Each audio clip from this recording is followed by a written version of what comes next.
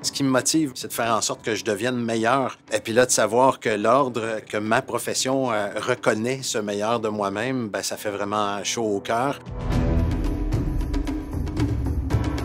Être CRHA, c'est un titre professionnel là, qui démontre la qualité, l'excellence même de nos interventions. Puis au fil du temps, ben, je me suis rendu compte que c'était une immense communauté composée de gens extraordinaires également. Donc pour moi, être CRHA, c'est faire partie d'une grande famille. On contribue ensemble à faire en sorte que notre monde du travail devienne meilleur.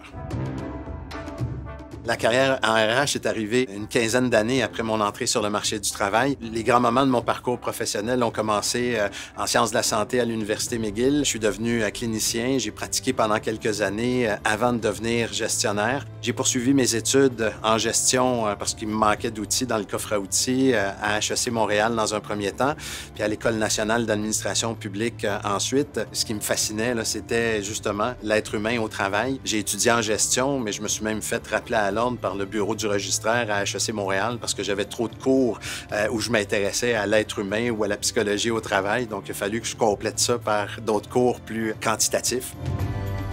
J'ai croisé des collègues qui étaient consultants en développement organisationnel et en formation. J'ai fait équipe avec cette belle organisation-là pendant une dizaine d'années et je suis parti ensuite à voler de mes propres ailes depuis ce temps-là. Récemment, on a fondé Les Outilleurs pour aider les gestionnaires et les professionnels en RH également à faire face aux multiples défis du quotidien.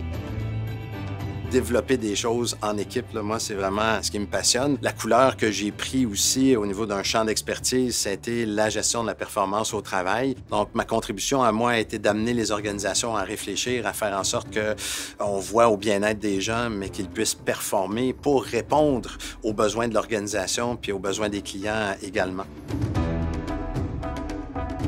Je me suis donné comme objectif, quand je suis devenu formateur et consultant, d'essayer de rejoindre le plus de gens possible. Cette année, je vais avoir rencontré le 100 millième participant à une activité de développement. Et ça, je pense que c'est ce dont je suis le plus fier.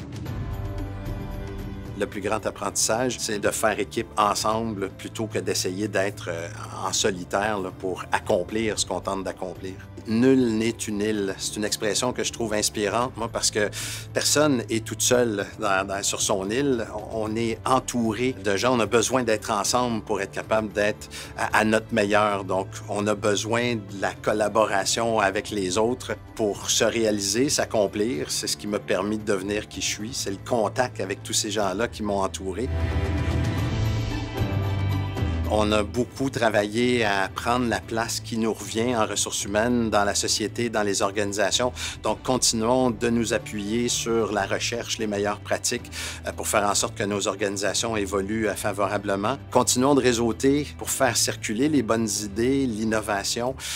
Continuons d'être aussi les personnes neutres et bienveillantes dans nos organisations qui voient au bien-être des individus et des équipes de travail.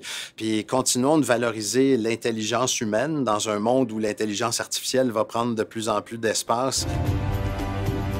Je trouve qu'on a une pratique qui est à l'avant-garde des besoins des organisations, des clients. Ce pouvoir d'influence-là, on a longtemps souhaité l'avoir. Maintenant, mon souhait, c'est qu'on continue de l'assumer pleinement, ce leadership-là, et qu'on contribue au succès là, des organisations et de la société.